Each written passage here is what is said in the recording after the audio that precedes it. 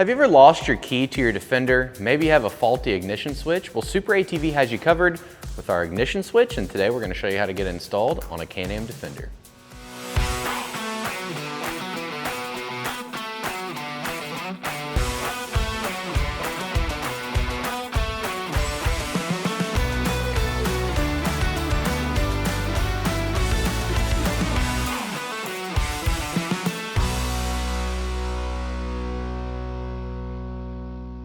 What's up, everybody? Welcome back to Grease the Wheels. I'm Braden Adams, this is my shop, and today we're going to be showing you how to install SuperATV's ignition switch on this Can-Am Defender. Here's the tool list, so let's get right to it.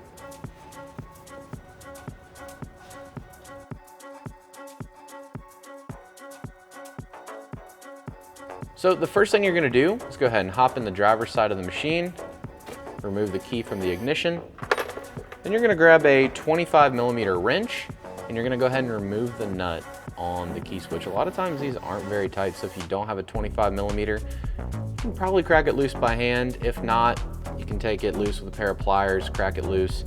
You will have to use a wrench though. There's not really a socket that fits on it very well. So I'm just going to take our wrench, crack our nut loose. I'm just going to completely remove the nut.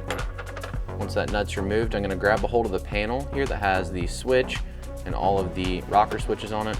Just pull from the bottom and then pull straight out. And you don't have to really remove this panel. You can just kind of pull it down out of the way and you're going to gain access to your switch. So you're going to have this rubber cover.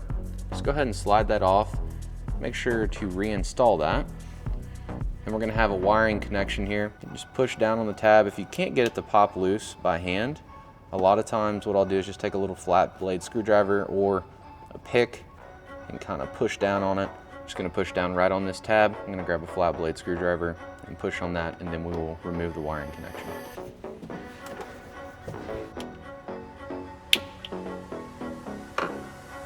As you can see, popped it loose. Here's the old ignition switch. I'm going to go ahead and set that aside. I'm going to grab our new one. I'm going to go ahead and remove the nut off of the new switch. There's also going to be a rubber grommet here. Go ahead and leave that on. That's going to go on the inside. Go ahead and plug our switch in. And then before we do anything else, what I'm going to do is go ahead and test it, make sure it works.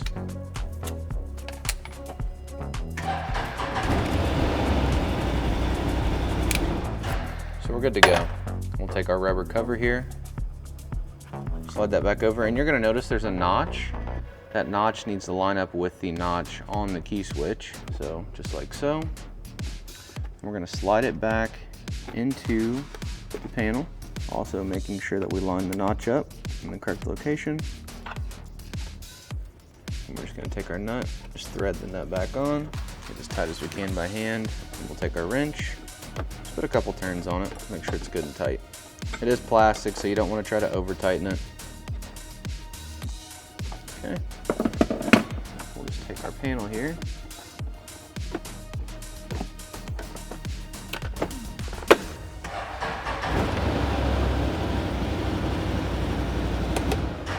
So now we're all good to go.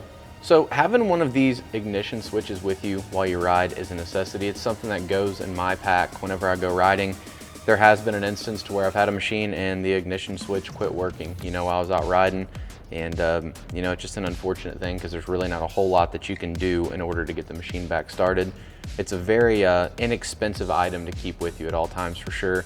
Something that I highly recommend, and obviously it's very easy to change. So definitely a must to add to your kit when you're going riding, whatever you pack with you. If it's tools, spare parts, I highly recommend to throw an up and running ignition switch in that pack. So there you have it. That's all there is to it to install SuperATV's key switch on this Can-Am Defender. Be sure to check the description below to pick yours up today, and while you're there, drop a like, comment, subscribe. Thanks for watching, and we'll catch you guys on the next one.